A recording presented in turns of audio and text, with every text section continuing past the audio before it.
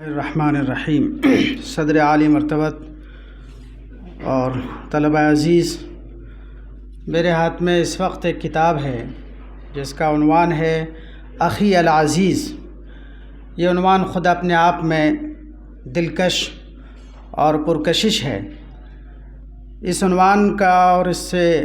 سے پر مشتمل جو کتاب ہے، اس کی کہانی یہ ہے کہ آپ جانتے ہیں کہ ندوۃ العلماء سے دو پرچے مجلے، ایک الباس الاسلامی اور دوسرا الرائد، تقریباً 70 سال سے زائد عرصے سے یہ دونوں پرچے نکل رہے ہیں۔ ایک پرچہ جہاں عالمی طور پر عالم اسلام کو اور پوری دنیا کو مخاطب کرتا ہے عربی زبان میں، طاقتور صحافت میں، وہیں پر دوسرا پرچہ جو جریدہ الرائد ہے، اس کا جو مقصد تھا اصلاً، جو 1959 میں یہ پرچہ یہاں سے نکلنا شروع ہوا، اس کا اصل مقصد تھا طلباء کی علمی اور ادبی اور فکری اور لغوی تربیت۔ اور اس بات کی فکر ندوۃ العلماء کے سابق معتمد تعلیم اور الرائد کے رئیس التحریر اور عظیم دانشور، مفکر، مصنف، ادیب، صحافی حضرت مولانا سید محمد واضح رشید ندوی رحمۃ اللہ علیہ کو ہمیشہ اس بات کی فکر رہی کہ یہ پرچہ طلباء کے لیے مفید سے مفید اس کو بنایا جائے۔ کئی بار مولانا نے اس بات کی طرف اشارہ فرمایا، حکم دیا کہ ہم لوگ بھی اس میں حصہ لیں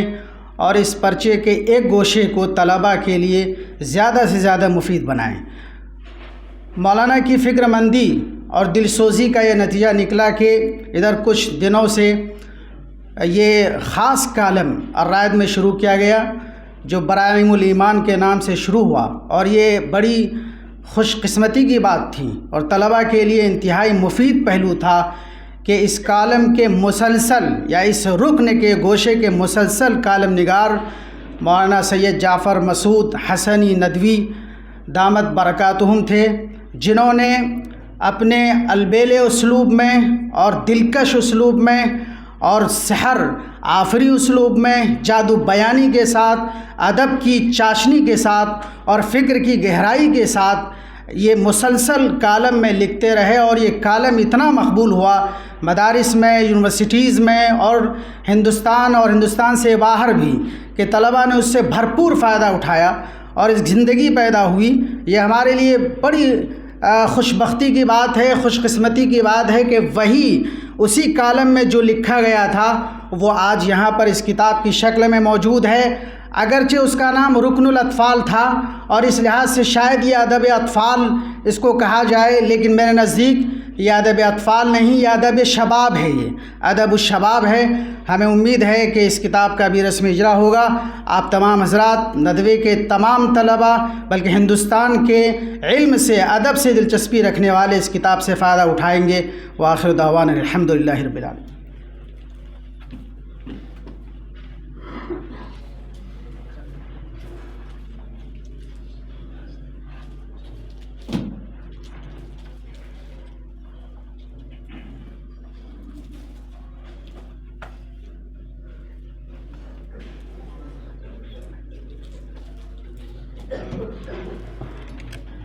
جزاکم اللہ خیراً۔ حضرات، اب ہم میر کارواں حضرت نادر عام صاحب دامت برکاتہم العالیہ سے بسط ادب و احترام درخواست کرتے ہیں کہ ہم طالبان علوم نبوت کو اپنے صدارتی خطاب سے مستفید فرمائیں۔